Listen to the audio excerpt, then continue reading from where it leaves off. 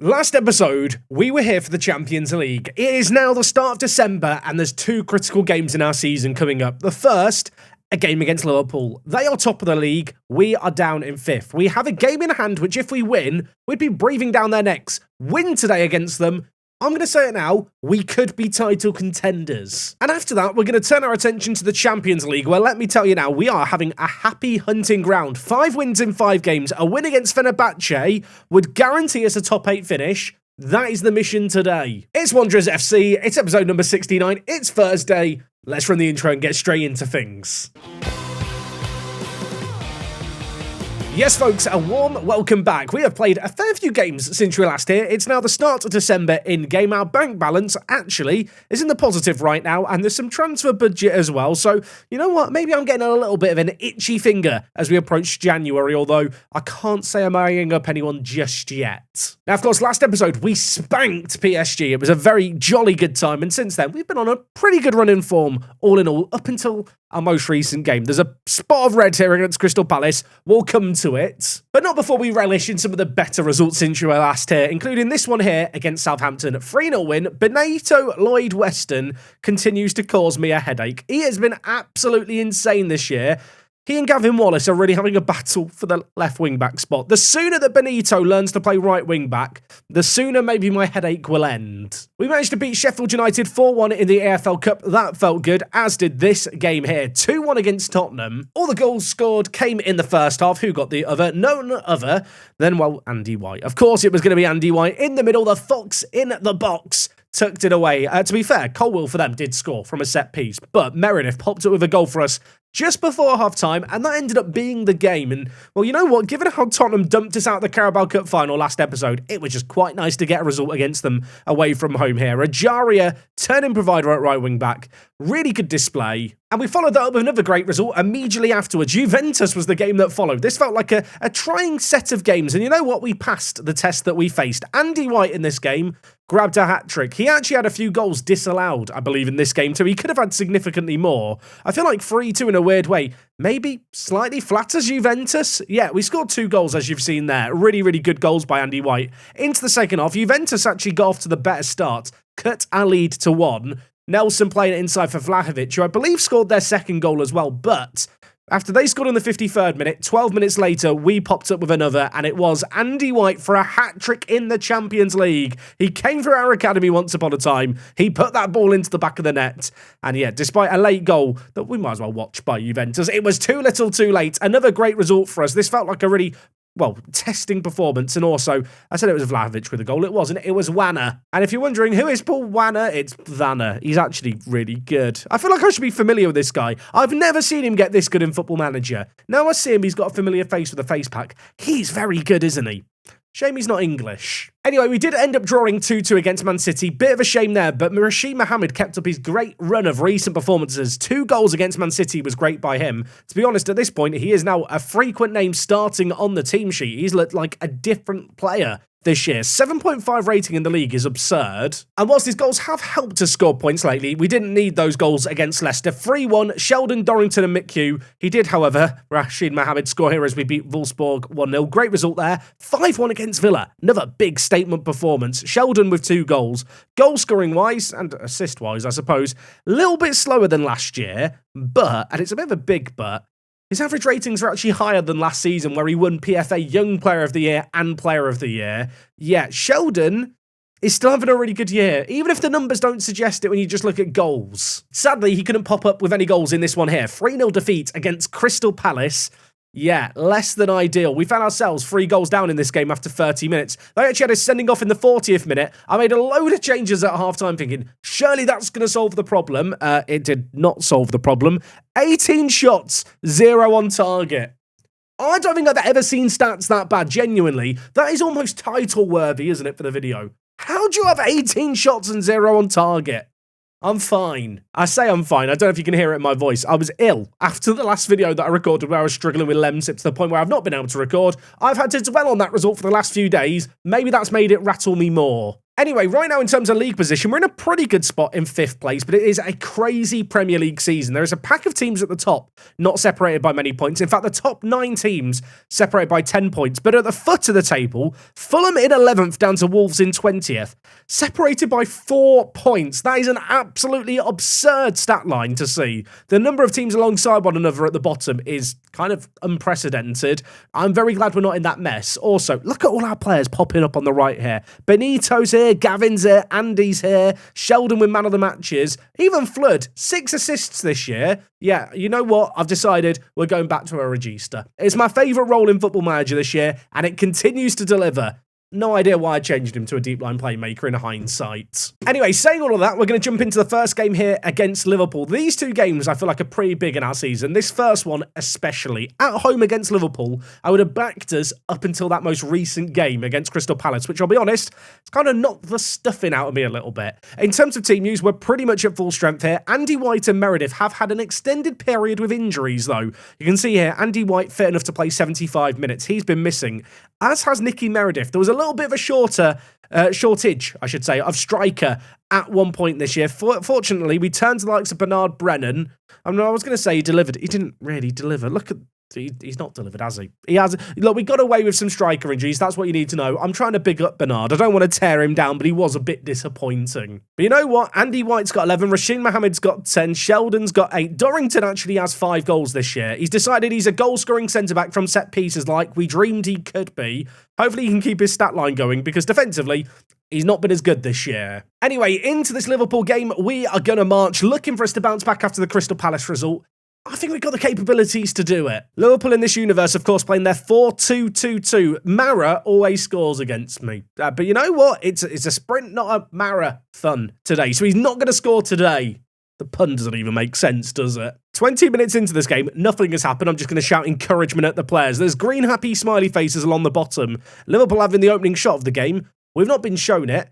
And nothing's really happening since. You know what? I'm going to make a couple of changes here. I'm going to tell our players to focus the ball in the wider areas. I always feel like against systems like this Liverpool one, where they don't play with players in the wide area, you can look to abuse that. I'd like to feel like our 2 defensive mids and 3 strikers are actually quite good at marking their 4 attackers out the game. Maybe that's why this game has been completely nullified. And it's halftime and nothing's happened. I mean, I'm going to tell the players I'm delighted because, believe it or not, we are the underdogs here. Liverpool are top of the league for a reason. We've completely shut them down. A little bit concerning that no one's putting in a good rating. You know what? Saying that, Phillips is on a 7.1. He is doing okay. But yeah, this is definitely a game where teams are just cancelling one another out. Nothing is happening. What if nothing happens for the whole game? Okay, panic not. We have a highlight. It's a free kick. Please don't be a pointless one. Marcus Sheldon is over it. He shoots. And that is an incredible save. We do still have, though, the resulting corner. It's whipped in. It's headed away. Flood is there. He's singing in the rain. And now he's giving the ball away in the rain. Although he's won it back. Flood, back post. Sheldon's lurking. Kanate heads up. Sheldon tries to take it down. And unsuccessfully can't do anything with it. And now Liverpool are bringing it forward. That's a great foul by Phillips. We love that in this house. Give him a round of applause. Okay, 20 minutes left in this game. I'm going to make changes. Andy White, I was told, wasn't fit enough to play the whole game. I'm not going to risk him. Nicky Meredith, come on down. Sheldon, been a bit disappointing as well. You know what, Brennan, you're coming on too. Elsewhere, Hatswell's been a bit quiet in this game at Segundo Volante. I'm going to bring in Mick Hugh and ask him to get on the offensive a little bit more. And on the flip side, Gavin Gallagher is going to come in, and I am going to play him as a deep line playmaker on defend, just to add a little bit of counterbalance to how aggressive Mick Hugh is going to be on off the bench. Elsewhere, Ajari has been quiet. Niall Townsend, on you come. I'm making all my subs at once. Love Niall here. He's definitely just a teacher's pet. I don't feel like he's anyone else's favourite player, but he's been here since the beginning. He defies all expectations, and he's just a fun playmaker that we've decided is a right winger. He's like the ghost of Amari Hutchinson returned, but in a homegrown player. What is not to love? Anyway, I've made the subs here. They've not actually gone through. I don't know if this is just now the pointless highlight where Football Manager's trolling me, or if Liverpool are now going to score before my subs can happen and my changes can happen. Vanderson with the ball plays it inside to Trent, who's going to dink it towards Boniface. He headers it. Anson collects. I'll tell you what, if Anton had been dinked there with 20 aerial reach, I'd be fuming, wouldn't I? Okay, more words of encouragement. There's 15 minutes left. Is there to be a goal? Townsend fresh off the bench for McHugh. Townsend, Gallagher. The subs are linking up. McHugh cutting inside. Skips past his man. And I really thought he was going to score for a moment. Unfortunately, he skies it. We do have a corner here, though. Niall Townsend over the ball, whipping it in. Back post, Dorrington. The net rippled, but it was the roof of the net. We're going head-to-head here against the team top of the Premier League. We're taking it to them. We've got another chance here. Dorrington nearly scored again. We've got them on the ropes. I feel like we're the team that deserved to win this game. We have been all over them in this second half. Again, lack of shots on target may be our kryptonite. It's 0-0. Defensively, we've been pretty blooming good against a team that normally score against us. I feel like in isolation, that's a good result. Based on what we saw with some of those chances, I feel like we could have done more. I mean, their goalkeeper's got man of the match, so maybe that's an indicator of what happened there. Liverpool with a 0.27 XG. We exceeded 1. If I want to find a silver lining, defence looked really good. We had nothing to do there. They say something like defence wins championships, don't they? Not true. As we're seeing here, we now drop further behind Arsenal, who managed to win 4-1. They're top of the table, 5 points clear of us. Only silver lining, maybe, we got a really, really good goal difference over those teams closely around us. Now, of course, up next, we've got Fenerbahce. I'll appreciate not the most sexy of European games, but you know what? They've got a good little team that features the likes of Emil Smith-Rowe and Scott McTominay. Scott McTominay's gone to Turkey, as has Emil Smith-Rowe here. So you know what? They've got a little bit of quality to be aware of. To be fair, probably not their best players even. I'm looking through some of the Turkish youngsters they've got here. They've got some really good players I've just never heard of who, don't get me wrong, they're not Premier League quality, but I probably need to show them some respect. Now, this game is only a few days away, and it's particularly important because if we win this game, I'm pretty sure we mathematically guarantee ourselves a top 8 spot. And with that, we don't really have to worry about European games quite so much. Our 2 games that are later on in the season, in fact, those next 2 games are in January against Napoli and Atleti. I could even use as a chance to rest players. That is something that I'd love to have the opportunity to do. That's why this next game matters. Let's go and see if we can score a goal and perhaps more importantly, actually win. Okay, folks, game number 2 today. We're going to get straight into it. My voice is struggling quite a lot and I'm scared it's going to go in this video. Champions League-wise, 5 wins in 5. Not the most difficult games, although I do feel like Juve and PSG were perhaps our 2 toughest games.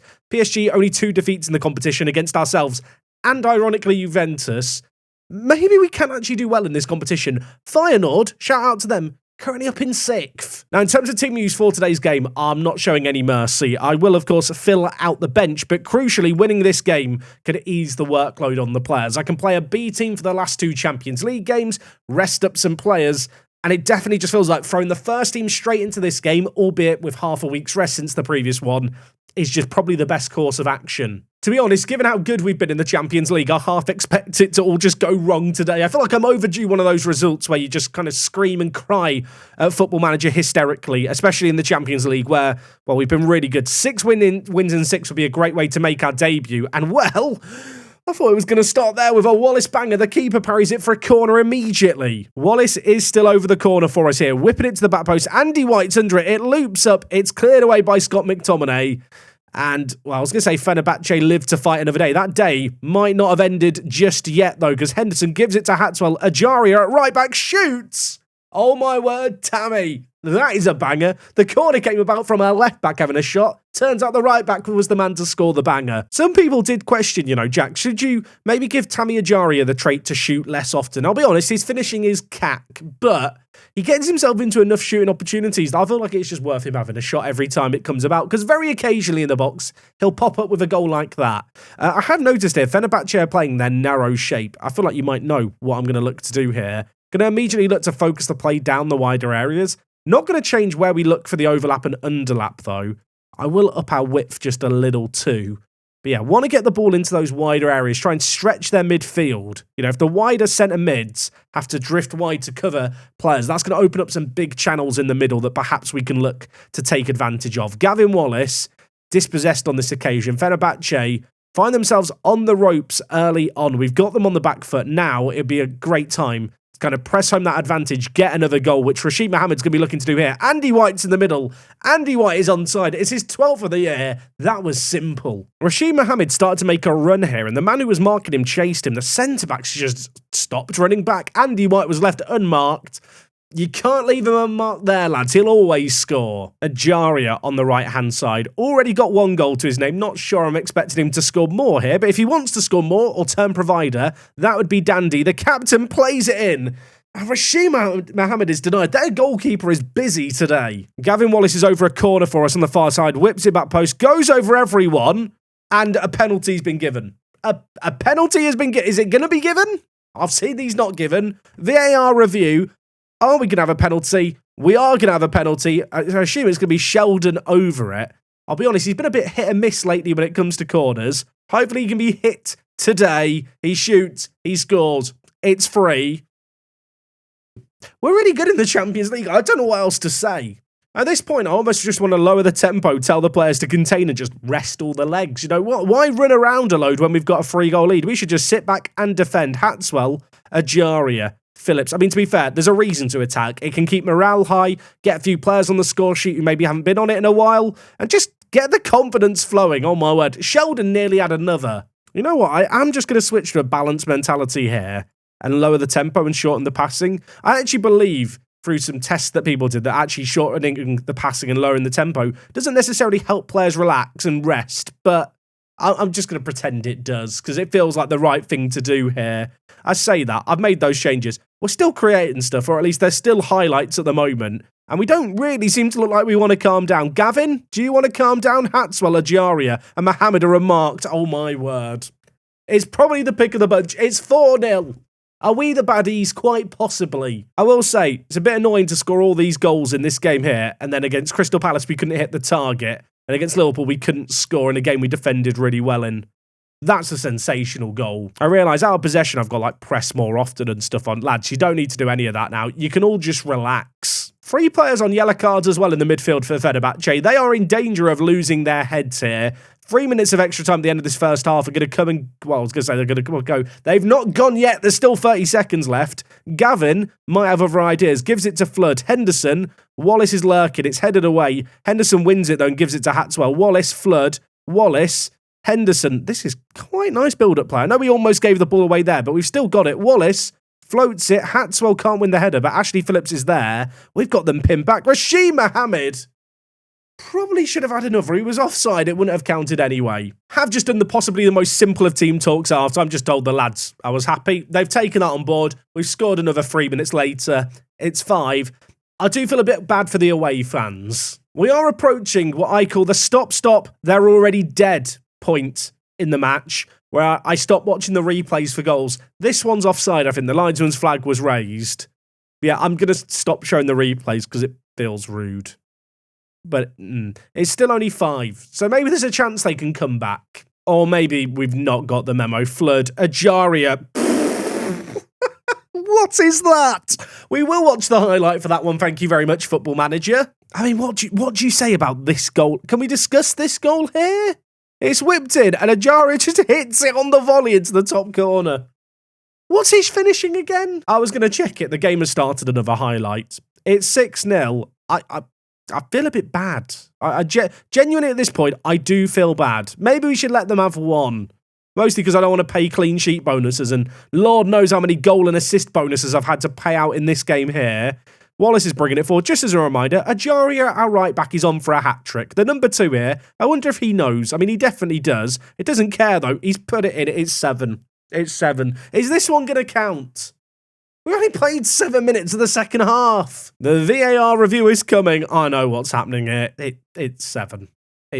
I've tried to turn down all the settings to be nice, and the players they've not got the memo. Ajaria's popped up with another assist, and yeah, Andy White scored another. I mean, like I said, good for player confidence. I feel like the match momentum really sums up the game. It's just been a wave of pink. Ajaria and Andy White, by the way, are looking for hat-tricks. Fenerbahce are looking for just a bit of dignity, a shred of pride. They're not going to get it on this occasion. Flood's read it. Andy White's turned on the afterburners. He's got an option in the middle in Rashid Mohammed. He pulls it back. is 8. You'd 8 to be Fenerbahce today, wouldn't you? Okay. Well, Nicky Meredith's got injured. That is unfortunate. I think I've made all my subs here, haven't I? Well, you know what? We'll just play down a man. I feel like this might be the beginning of my villain arc. And to be honest, that injury might be overdue. I'm looking at the match ratings here for Fenerbahce. I've never seen 3 attackers have below a 6.0 rating. Like, what were they doing for the entire game? I kind of feel bad. Well done, lads. That's a good win. I hope the Meredith injury isn't bad, but what a ridiculous performance that is there. Annoyingly, because of some of the teams winning, we've not mathematically secured a top 8 finish, although with our goal difference of plus 17, it would take a crazy goal swing as to lose all our games not to get top 8. It's pretty much mission accomplished. Nicky Meredith injured for 2 weeks. You know what? That's probably fair, isn't it? Probably due that all in all. Ajaria, man of the match, 2 goals, 1 assist. I was talking about Benito Lloyd-Weston, wasn't I, as a right wing-back option. I don't feel like I can drop Ajaria either. I need to find a system that uses 3 wing-backs. That's probably the plan. Well, you know what? 2 clean sheets in a row in today's video. I'm going to be proud of that. I feel like we're still in the fight when it comes to the Premier League, even if we didn't manage to win that game, although it's crazy close at the top. I suppose the good news now is, with the Champions League all but wrapped up with a top 8 finish, I can look at my focus elsewhere. You might have spotted in the Carabao Cup in an upcoming game I'm taking on Arsenal. I've played Arsenal too many times in live commentaries over the kind of last few years. Not going to worry about that game. Instead, I think we're going to come back maybe at some point in January, maybe even a tiny bit later. You'll have to come back to end the week tomorrow to find out. Hopefully you guys enjoyed today's video. If you did, you know what to do. Go down below, leave a like. We should be back tomorrow with a part 2 Prem video. My voice is failing quickly. I'm going to drink lots of water, go to bed. I'll see you tomorrow for more. I'm out.